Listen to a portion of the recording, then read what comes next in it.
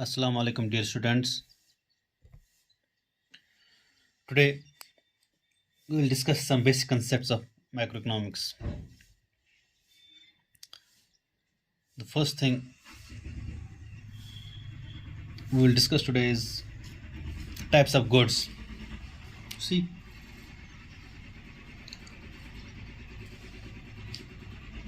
goods, there are various types of goods. Hmm. Goods are often classified as final and intermediate. Now, so we will discuss final goods and intermediate goods. You see, final goods, these are those goods which have crossed the boundary line of production and are ready for use by their final users. And who are the final users? These are consumers and producers. For example, consumers are the final users of clothes and shoes. Producers are the final users of plant and machinery. Accordingly, final goods are often classified as final consumer goods and final producer goods. And final consumer goods are finally purchased by the consumer for the satisfaction of their wants, and final producer goods are finally purchased by the producers to be used for the further production. And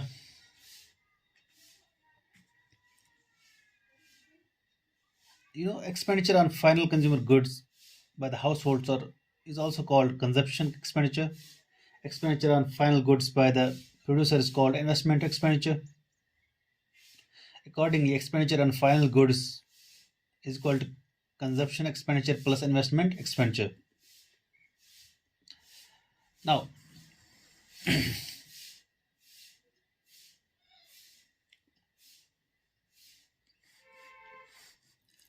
what are intermediate goods?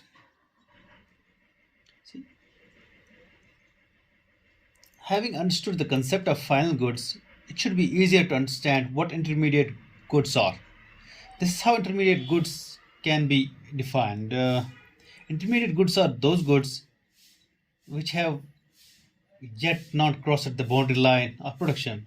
Value is still to the to be added to these goods, and these goods are yet not ready for use by their final users. And these goods are purchased by one firm from the other to be used as raw material or for further sale. Example: shirts purchased by firm X from firm Y for resale or intermediate goods, because value is to be added to the first value is to be added to the shirts through resale. Likewise, wood purchased by a carpenter from a timber merchant for making chairs is an intermediate good, because wood is used as a raw material for making chair. Value is to be added to wood by converting it into chair. So intermediate goods are those goods which are within the boundary line of production. Value is yet to be added to these goods, and these goods are yet not ready for use by their final users. See, do you know what is the principal difference between final and intermediate goods? Intermediate goods may be used as raw material for the production of other goods during the accounting year, and final goods are not used as raw material for the production of other goods during the accounting year. Uh, Intermediate goods may be resold by the firms to make profit during the accounting year, and final goods are not resold by the firms to make profits during the accounting year. Intermediate goods remain within the boundary line of production and are not ready for use by their final users, whereas final goods are outside the boundary line of production and are ready for use by their final users.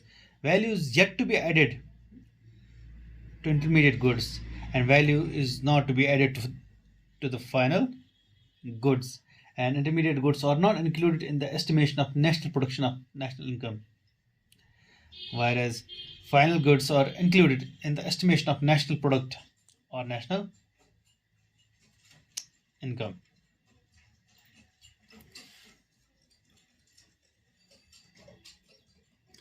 And you must note down one thing here, that accounting year is the year during which the production of goods and services is estimated in the domestic economy, or it is the year during which national production or national income is estimated for the country.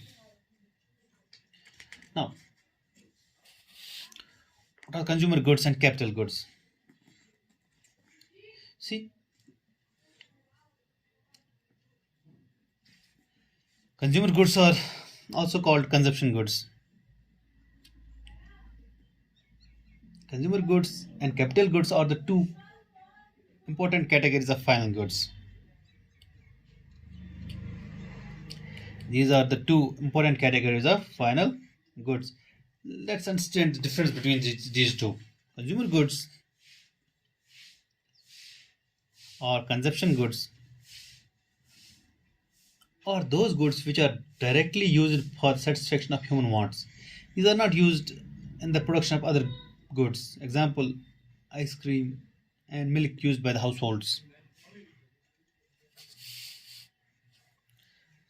And consumption goods are meant for final consumption and as final goods. These are ready for use by their final users. Now, who are the final users of the consumption goods? These are consumer households, uh, general government or government as a welfare agency, like mm, when it distributes food and clothes to the victims of flood or famines. Number third point, we can see the NGOs, non-government organizations, when they buy consumer goods for charity or for uh, use by the NGO staff. So expenditure by the final users on the purchase of consumption goods is called final consumption expenditure in the economy. So consumption goods as final goods are used for direct satisfaction of human wants. These are not used for the production of other goods and services. And consumer goods, consumption goods, no, are broadly classified in four categories: uh, durable goods, semi-durable goods, non-durable goods, and services.